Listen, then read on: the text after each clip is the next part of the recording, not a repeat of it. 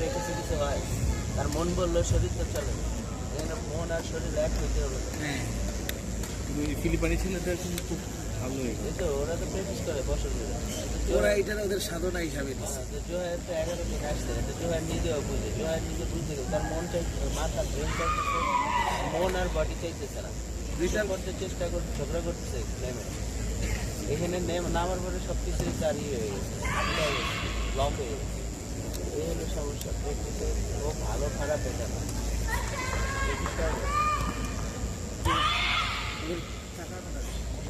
এটা আপনারা বুঝবেন না, এটা জোহার বুঝে। মনোযোগ একটা জিনিস বুঝি শুনেন, কনসেন্ট্রেশন। যে কোনো কাজে আপনার সাধনা মনোযোগ, মনোযোগ থাকতে হবে, সাধনা থাকতে হবে।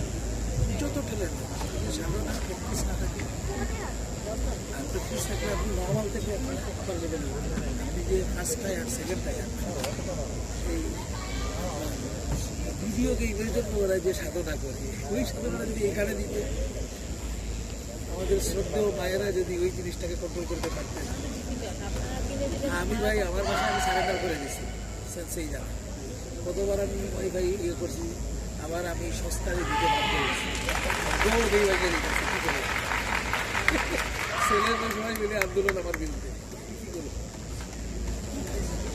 এই ওয়াইফাই ভালো করে খেয়াল করো, ওয়াচ করো, গল্প না ভালো করে ওয়াচ করো, আর গল্প সারা জীবন করতে পারবো আগে বাড়িতে।